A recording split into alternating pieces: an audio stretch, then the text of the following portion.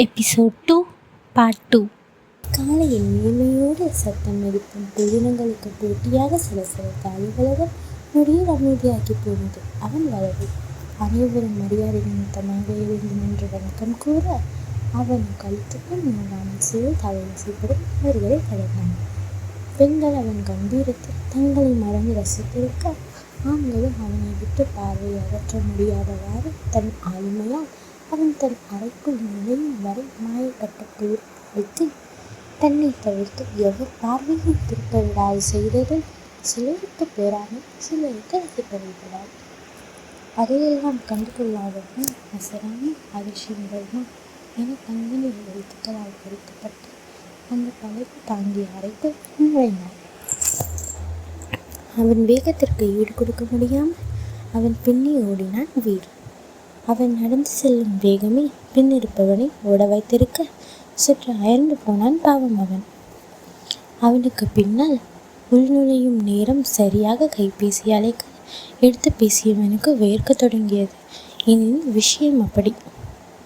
அவன் பயத்துடனே அறையை தட்ட எஸ் கமின் என ஆளுமை நிறைந்த அழைப்பில் அனைத்தும் ஆட்டம் கண்டது அவனுக்கு. ஐயோ பத்மாவதி, இன்னைக்கு உன் பிள்ளை சேதாரெல்லாம் வந்தா பூமிக்கு இல்லை சாமிக்கு என மனதினுள் புலம்பிக்கொண்டே உள்நுழையவும் அவன் நிமிர்ந்து பார்க்கவும் சரியாக இருந்தது. ஆனால் அது என தயங்க அவனும் வெளியை குத்தீட்டியாக தீட்டி அவனை கூர்ந்து என்ன என்று வினவ, அதிர்ஷ்டனுக்கு குறையாத ஆளுமையுடன் அனைவரையும் கையாள்பவன் அவனின் விழிவீச்சு வீட்டு பாடம் முடிக்காத பள்ளி மாணவன் போல் திருத்திருவென வைத்தான். அதற்கு மேல் அவனை அதிர விடாமல் அவனை கூறினான், கோவையில் லேபர் ப்ராப்ளம் அதானே என கேட்க அவனும் அவனின் புத்தி கூர்மையை அறிந்தாலும் ஆச்சரியம் கொள்ளாமல் இருக்க முடியவில்லை. போது மனதில் அவனை மெச்சிக்கொண்டவன் ஆம் என தலையை மட்டும் ஆட்டினான். முதல்ல சின்ன ப்ராப்ளமாக அரைஸ் ஆகும்போது மேனேஜர் பிரச்சனை சின்னதான்னு கண்டுக்காமல் விட்டது தான் பிரச்சனையாயிடுச்சு. இதை பற்றி என்கிட்ட கூட இன்ஃபார்ம் அவங்க பண்ணவே இல்லை. அதோட சைடு எஃபெக்ட் தான் இது. அப்புறம் முதல்ல கேட்டவங்க இப்போ ப்ரொட்டஸ்ட் அது இதுன்னு இறங்கினதுனால ப்ராடக்ஷன் ஸ்ட்ரகிள் ஆகுது என பிரச்சனையை தன் பார்வையின்படி விலக்கி நிமிர்ந்து நின்றான் அவன். அவனும் சற்று புருவத்தை நீவி யோசித்தவன், சரி கோவைக்கு போக ஏற்பாடு பண்ணுங்க என கூற எஸ் பாஸ் என கூறி வெளியே வந்தவனுக்கு அப்போதுதான் மூச்சே சீரானது போல் தோன்றியது. அவனும் தன் வேலையை பார்க்க சென்றான்.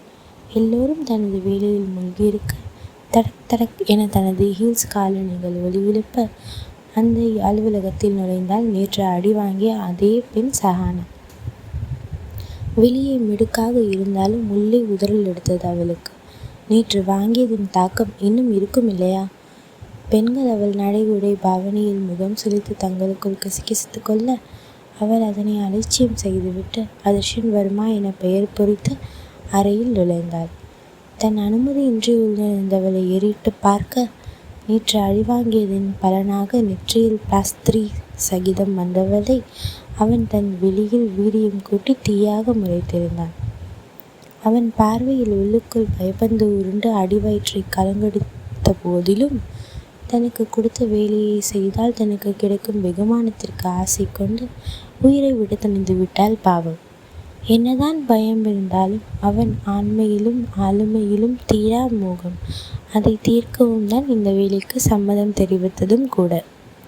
அவளிடம் இருந்த பார்வையை திருப்பி தீவிரமாக மடிக்கணினியில் மூழ்கியிருந்தவன் காதருகே வந்து குதர்க்கமாக அவனை கிறக்கி தன் வலையில் வீழ்த்தும் திட்டத்துடன் ஏதோ கூற, அவள் கூறியதை கேட்டவனும் வெறி பிடித்தவன் போல் அவளை கீழே தள்ளி நெஞ்சில் கால் வைத்து அழுத்த, ப்ளீஸ் என்னை விற்று என கெஞ்ச அவன் இனி உன்னை பார்த்தேன் என வாக்கியத்தை முழுதாக முடிக்காமல் பற்களை விரவி தன் தீவிழியால் பொசுக்கும் முன் வேகமாக பின்னங்கால் பிடரில் அடிக்க வெளியே ஓடியிருந்தாள் அவள். வேகமாக ஓடி வந்து தன் காரில் ஏறியவள் யாருக்கோ அழைத்து தன்னால் இனிமேல் முடியாது என கூறி அழைப்பை துண்டித்து இன்னும் கொஞ்ச நேரம் அவன் முன் நின்றிருந்தாலும் உயிருக்கு உத்தரவாதம் இருந்திருக்காதே, அப்பா ஒரு வழியாக தப்பிச்சோம் என பெருமூச்சோடு சென்றிருந்தாள். அந்த பக்கம் இதை கேட்ட உருவம் அதிர்ஷா உன்னை விடமாட்டேன் என பழி உணர்ச்சி முழங்கியது.